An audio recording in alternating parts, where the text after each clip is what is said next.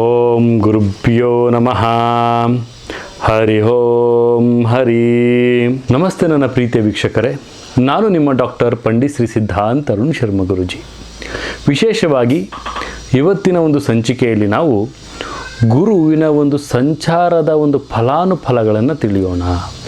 ಅದಕ್ಕಿಂತ ಮುಂಚೆ ನಮ್ಮ ಚಾನಲನ್ನು ಯಾರು ಸಬ್ಸ್ಕ್ರೈಬ್ ಮಾಡ್ಕೊಂಡಿಲ್ಲ ಅವರು ಸಬ್ಸ್ಕ್ರೈಬ್ ಮಾಡ್ಕೋಬೇಕಾಗುತ್ತೆ.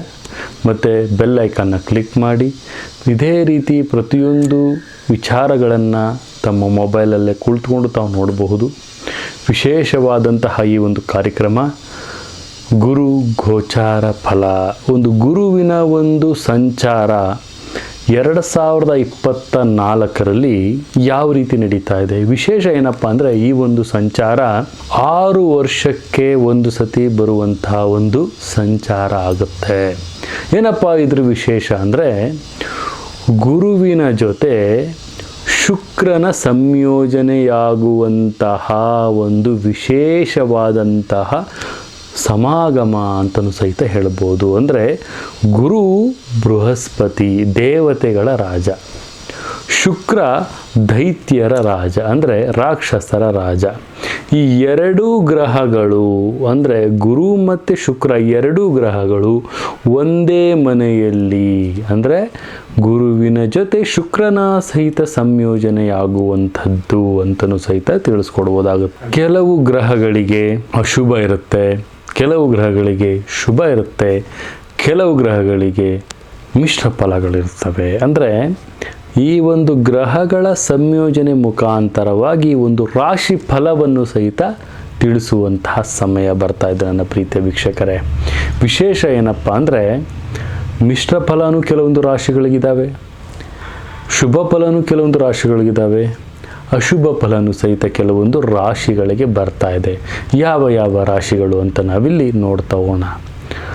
ವಿಶೇಷವಾಗಿ ಮೇ 1ನೇ ತಾರೀಕಿನಂದು ಈ ಒಂದು ಗುರುವಿನ ಸಂಚಾರ ಪ್ರಾರಂಭವಾಗ್ತಾ ಇದೆ. 2024 ಮೇ 1ನೇ ತಾರೀಕು. ವಿಶೇಷವಾಗಿ ಮೇಷರಾಶಿಯಿಂದ ವೃಷಭ ರಾಶಿಗೆ ಗುರುವಿನ ಒಂದು ಸಂಚಾರ ಆಗ್ತಾ ಇದೆ. ಇದರಿಂದ ಏನೇನೆಲ್ಲ ಆಗುವಂತಹ ಒಂದು ವಿಚಾರಗಳಿದ್ದಾವೆ ಅನ್ನೋದನ್ನು ಸಹಿತ ನಾವಿಲ್ಲಿ ತಿಳಿಸ್ಕೊಡ್ಬೇಕಾಗುತ್ತೆ. ಯಾಕಂದರೆ ಈ ಒಂದು ವರ್ಷದಲ್ಲಿ ಪ್ರತಿಯೊಂದು ಗ್ರಹಗಳಿಗೂ ಸಹಿತ ಉತ್ತಮವಾದಂತಹ ಫಲಾನುಫಲಗಳು ನೀಡ್ತಾ ಹೋಗ್ತವೆ ಪ್ರತಿಯೊಂದು ರಾಶಿಗೆ. ಸೊ ಆ ಒಂದು ಆಧಾರದ ಮೇಲೆ ಈ ಒಂದು ಜ್ಯೋತಿಷ್ಯ ಫಲ ಗುರು ಸಂಚಾರ ಫಲ ಅಂತಲೇ ಸಹಿತ ನಾನಿಲ್ಲಿ ತಿಳಿಸ್ಕೊಡ್ಬೋದಾಗುತ್ತೆ. ಈ ಗುರುವಿನ ಸಂಚಾರದ ಫಲದಲ್ಲಿ ಮೇಷರಾಶಿಯಿಂದ ಹಿಡಿದು ಮೀನರಾಶಿಯವರೆಗೆ ಅಂದರೆ ವಿಶೇಷವಾಗಿ ಈಗ ಮೀನರಾಶಿಯನ್ನು ತೊರೆದು ಮೇಷರಾಶಿಗೆ ಪ್ರವೇಶವನ್ನು ಮಾಡ್ತಾನೆ ಗುರು. ಮೇಷರಾಶಿಯಿಂದ ವೃಷಭ ರಾಶಿ ಅಂದರೆ 1 ವರ್ಷಗಳ ಕಾಲ ಗುರುವಿನ ಒಂದು ಸಂಚಾರ ಯೋಗ ಇರುತ್ತೆ. ಈ ಒಂದು ವರ್ಷದಲ್ಲಿ ಏನೆಲ್ಲ ಫಲಗಳು ಬರುತ್ತೆ, ಯಾವ ಯಾವ ರೀತಿಯಲ್ಲಿ ನಾವಿರಬೇಕು ಅನ್ನೋದನ್ನು ಸೂಕ್ಷ್ಮ ಮಾಹಿತಿಗಳನ್ನು ನಾನು ನಿಮಗೆ ಕೊಡ್ತಾ ಹೋಗ್ತೀನಿ. ತಾವಿದನ್ನು ತಮ್ಮ ದೈನಂದಿನ ಚಟುವಟಿಕೆಯಲ್ಲಿ ತಾವಿದನ್ನು ಅಳವಡಿಸ್ಕೊಂಡು ಹೋದರೆ ತಮಗೆ ಎಲ್ಲ ರೀತಿಯನ್ನು ಸಹಿತ ಉತ್ತಮವಾದಂತಹ ಒಂದು ಬೆಳವಣಿಗೆ ಸಿಗುತ್ತೆ ನನ್ನ ಪ್ರೀತಿಯ ವೀಕ್ಷಕರೇ.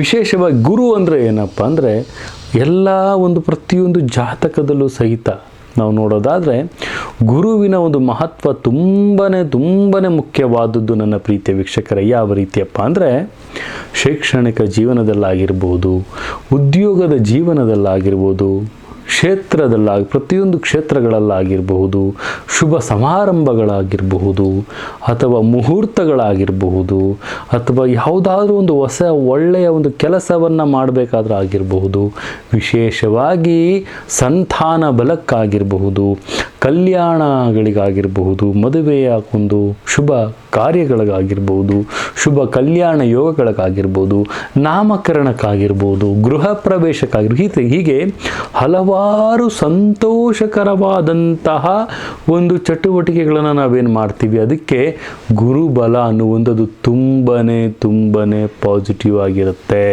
ಯಾಕೆಂದರೆ ನಮ್ಮ ಹಿರಿಯರು ಹೇಳಿದ ಹಾಗೆ ಹಿಂದೆ ಗುರು ಇರಬೇಕು, ಮುಂದೆ ಗುರಿ ಇರಬೇಕಂತೆ. ಗುರುವಿನ ಮಾರ್ಗದರ್ಶನ ಯಾವಾಗ ಇರುತ್ತೆ ಆಗ ನಾವು ಏನೆಲ್ಲ ಕೆಲಸವನ್ನು ಮಾಡಬಹುದು ಅಂತ ಗುರು ನಮಗೆ ಒಂದು ದೈವಿಕವಾದಂತಹ ಬೆಳವಣಿಗೆಯನ್ನು ತಂದುಕೊಡ್ತಾರೆ. ಅದೇ ರೀತಿ ಸಹಿತ ಜ್ಯೋತಿಷ್ಯ ಶಾಸ್ತ್ರದಲ್ಲೂ ಕೂಡ 12 ಗ್ರಹಗಳಿದ್ದಾವೆ, 12 ರಾಶಿಗಳಿದ್ದಾವೆ, 9 ಗ್ರಹಗಳಿದ್ದಾವೆ. ನೋಡಿ, ಮನುಷ್ಯ ತಪ್ಪು ಮಾಡಬಹುದು, ಆದರೆ ಜ್ಯೋತಿಷ್ಯ ಶಾಸ್ತ್ರ ತಪ್ಪು ಮಾಡೋದಿಲ್ಲ ಅಂತ ನಾನೇನು ಹೇಳ್ತಾ ಇದ್ದೀನಿ ನಿಮಗೆ ಅಂದರೆ 12 ರಾಶಿಯಲ್ಲಿ, ಅರ್ಥ ಆಗ್ತಿದೆಯಲ್ಲ ನನ್ನ ಪ್ರೀತಿಯ ವೀಕ್ಷಕರೇ, 9 ಗ್ರಹಗಳ ಸಂಯೋಜನೆಯಾದಾಗ ಯಾವ ರೀತಿಯಲ್ಲಿ ಸಮಸ್ಯೆಗಳು ಬರ್ತವೆ, ಯಾವ ರೀತಿಯಲ್ಲಿ ಶುಭ ಫಲಗಳು ಬರ್ತವೆ, ಏನೆಲ್ಲ ವಿಚಾರಗಳನ್ನು ನಾವಿಲ್ಲಿ ತಿಳ್ಕೊಳ್ಬಹುದು ಅನ್ನೋದನ್ನು ಸಹಿತ ನಾವಿಲ್ಲಿ ನೋಡ್ತಾ ಹೋಗೋಣ. ತುಲಾ ರಾಶಿಯ ಒಂದು ಗುರು ಸಂಚಾರ ಯೋಗದ ಭವಿಷ್ಯ ಹೇಗಿರುತ್ತೆ ಅಂತ ನಾವು ನೋಡೋದಾದರೆ, ತುಲಾ ರಾಶಿಯವರಿಗೆ 8ನೇ ಮನೆಯಲ್ಲಿ ಅಂದರೆ ವೃಷಭ ರಾಶಿಯಲ್ಲಿ ಸಂಚಾರವನ್ನು ಮಾಡ್ತಾನೆ. ಇಲ್ಲಿ 3ನೇ ಮತ್ತು 6ನೇ ಮನೆ ಅಧಿಪತಿಯಾಗಿದ್ದು ಶುಕ್ರ ಒಂದು ಲಾಭದಾಯಕನಾದಂತಹ ಒಂದು ಪ್ರಯೋಜನಕಾರಿಯನ್ನು ತಮಗೆ ಕೊಡೋದ್ರಲ್ಲಿ ವಿಫಲ ಆಗ್ತಾನೆ. ನಿಮ್ಮ ಒಂದು ಪ್ರತಿಕೂಲಗಳು ಮನೆಯಲ್ಲಿರೋದ್ರಿಂದ ಈ ಒಂದು ಸಂಚಾರದ ಸಮಯದಲ್ಲಿ ಅತಿ ಎಚ್ಚರಿಕೆಯನ್ನು ವಹಿಸೋದು ಅತಿ ಉತ್ತಮ. 8ನೇ ಮನೆಯಲ್ಲಿದ್ದರೂ ಸಹಿತ ಒಡಹುಟ್ಟಿದವರೊಂದಿಗೆ ತಮ್ಮ ಒಂದು ಸಂಬಂಧ ತುಂಬಾ ಗಟ್ಟಿಯಾಗಿರೋದಿಲ್ಲ, ನಿರಾಶೆಗೆ ತಮ್ಮನ್ನು ಕಾರಣವಾಗುತ್ತೆ. ಮತ್ತು ವಿಶೇಷವಾಗಿ ಸಹೋದ್ಯೋಗಿಗಳೊಂದಿಗೆ ಭಿನ್ನಾಭಿಪ್ರಾಯಗಳಾಗುವಂಥದ್ದಾಗಿರ್ಬೋದು. ಮತ್ತು ಸಾಗಾಣಿಕೆಯಲ್ಲಿ ಯಾವುದಾದ್ರೂ ಒಂದು ಆರ್ಥಿಕತೆಯ ಒಂದು ಆಮದು ರಫ್ತು ಅಥವಾ ವ್ಯಾಪಾರದ ಒಂದು ವಿಚಾರದಲ್ಲಿ ತುಂಬಾ ಒಂದು ಎಡವಟ್ಟುಗಳಾಗುವಂತಹ ಸಾಧ್ಯತೆಗಳು ಕಂಡುಬರುತ್ತೆ. ಅದಕ್ಕೆ ಬೇಕಾದಂತಹ ಸವಲತ್ತುಗಳನ್ನು ತಮ್ಮ ಕೈಯಲ್ಲಿ ಒದಗಿಸ್ಲಿಕ್ಕೆ ಆಗೋದಿಲ್ಲ. ಹಣಕಾಸಿನ ವ್ಯವಸ್ಥೆಯಲ್ಲಿ ತೊಂದರೆಗಳು ಬರುವಂಥದ್ದಾಗಿರ್ಬೋದು, ಮತ್ತು ಖರ್ಚು ವಿಪರೀತವಾಗುವಂಥದ್ದಾಗಿರ್ಬೋದು. ಶೈಕ್ಷಣಿಕ ಜೀವನದಲ್ಲಿ ಯಶಸ್ಸನ್ನು ಪಡೆಯಲು ತುಂಬಾ ಪರಿಶ್ರಮವನ್ನು ಸಹಿತ ತಾವು ಪಡಿಬೇಕಾಗತ್ತೆ. ಮತ್ತು 8ನೇ ಮನೆಯಿಂದ 12ನೇ ಮನೆ ಮತ್ತು 2ನೇ ಮನೆ ಮತ್ತು 4ನೇ ಮನೆಯಲ್ಲಿ ಸಂಗ್ರಹವಾದಂತಹ ದೃಷ್ಟಿ ಇರೋದರಿಂದ 12ನೇ ಮನೆಯ ಮೇಲೆ ಗುರುವಿನ ಒಂದು ಅಂಶಗಳು ವಿದೇಶ ಪ್ರಯಾಣದ ಸಾಧ್ಯತೆಗಳನ್ನು ಸುಧಾರಿಸಬಹುದು. ಮತ್ತು ಸಾಕಷ್ಟು ಹಣದ ಖರ್ಚನ್ನು ತಾವು ಮಾಡ್ತೀರಿ. ಅದಕ್ಕಾಗಿ ತಾವು ಆದಷ್ಟು ಸಹಿತ ತಮ್ಮ ಆರೋಗ್ಯದ ಸಮಸ್ಯೆಗಳನ್ನು ತಾವು ಅನುಭವಿಸುವಂತಹ ಸಾಧ್ಯತೆಗಳು ಕಂಡು ಬರ್ತಾ ಇದೆ. ಈ ಒಂದು ಖರ್ಚುಗಳು ಸಹಿತ ಜಾಸ್ತಿ ಆಗುತ್ತೆ. ಅನಾರೋಗ್ಯಕ್ಕೋಸ್ಕರನೇ ತಮ್ಮ ಖರ್ಚುಗಳು ಜಾಸ್ತಿ ಆಗುತ್ತೆ ತುಲಾರಾಶಿಯವರಿಗೆ. ಮತ್ತು ಅನಿರೀಕ್ಷಿತವಾದಂತಹ ಕೆಲವೊಂದು ಅಹಿತಕರ ಘಟನೆಗಳು ನಡೆಯುವಂತಹ ಸಾಧ್ಯತೆಗಳು ತುಲಾ ರಾಶಿಯವರಿಗೆ ಕಂಡು ಬರ್ತಾ ಇದೆ. ಆದಷ್ಟು ಸಹಿತ ತಮ್ಮ ಒಂದು ಸಮಯವನ್ನು ತಮ್ಮ ಒಂದು ಸಂಗಾತಿಗಳೊಂದಿಗೆ, ತಮ್ಮ ಒಂದು ಪ್ರೀತಿ ಪಾತ್ರರೊಂದಿಗೆ ಕಳೆಯೋದು ಅತಿ ಉತ್ತಮ ಅಂತಲೂ ಸಹಿತ ತಿಳಿಸ್ಕೊಡ್ತೀನಿ. ಸ್ವಲ್ಪ ಆದಷ್ಟು ಸಹಿತ ತಮ್ಮ ಜೀವನದ ಶೈಲಿಯ ಮೇಲೆ ಅತಿ ಮುಖ್ಯವಾದಂತಹ ಎಚ್ಚರಿಕೆಯನ್ನು ಪಡುವಂಥದ್ದು ತುಂಬಾ ಮುಖ್ಯ ಅಂತಲೂ ಸಹಿತ ನಾನು ತಿಳಿಸ್ಕೊಡ್ತಾ ಇದ್ದೀನಿ ನನ್ನ ಪ್ರೀತಿಯ ವೀಕ್ಷಕರೇ. ಮತ್ತು ತಮ್ಮ ಒಂದು ಕೆಲಸ ಕಾರ್ಯಗಳಿಗೆ ಹೆಚ್ಚಿನ ಒಂದು ಸಮಸ್ಯೆಗಳು ಎದುರುಗೊಳ್ಳುವಂತಹ ಸಾಧ್ಯತೆಗಳು ಕಂಡು ಬರ್ತಾ ಇದೆ. ಜಾಗೃತಿಯಾಗಿರಬೇಕಾಗುತ್ತೆ. ಮತ್ತು 8ನೇ ಮನೆಯಲ್ಲಿ ಗುರು ಹಿಮ್ಮುಖವಾಗಿ ಸಂಚಾಲನವನ್ನು ಮಾಡೋದ್ರಿಂದ ತಮಗೆ ಆರೋಗ್ಯದಲ್ಲಿ ಕೆಲವೊಂದು ತೊಂದರೆಗಳು ಬರುವಂಥದ್ದು, ಸುಸ್ತಾಗುವಂಥದ್ದು, ಮತ್ತು ತಮಗೆ ಒಂದು ಏನಾದ್ರು ಒಂದು ಮಾಡಲಿಕ್ಕೂ ಸ್ವಲ್ಪ ಕೆಲವೊಂದು ಆಯಾಸಗಳಾಗುವಂಥದ್ದು, ಈ ಥರ ಕೆಲವೊಂದು ಸಮಸ್ಯೆಗಳು ಬರುತ್ತೆ. ತಮ್ಮ ಒಂದು ನಷ್ಟವನ್ನು ಸಹಿತ ಅನುಭವಿಸುವಂತಹ ವಿಚಾರಗಳು ಕಂಡು ಬರುತ್ತೆ. ತಾವು ಆದಷ್ಟು ಸಹಿತ ಜಾಗೃತಿಯಾಗಿರಬೇಕಾಗುತ್ತೆ. ತಮಗೆ ಒಂದು ಸುಲಭ ಪರಿಹಾರ ಏನಪ್ಪ ಅಂದರೆ, ಪ್ರತಿ ಗುರುವಾರ ನೀವು ಹಸಿ ಆಲೂಗೆಡ್ಡೆಯನ್ನು, ಒಂದು ದೇಸಿ ತುಪ್ಪವನ್ನು, ಮತ್ತು ಕರ್ಪೂರ ಮತ್ತು ಅರಿಶಿನವನ್ನು ಒಂದು ದನದ ಕೊಟ್ಟಿಗೆಗೆ ಒಂದು ದಾನವನ್ನು ಮಾಡಬೇಕಾಗತ್ತೆ.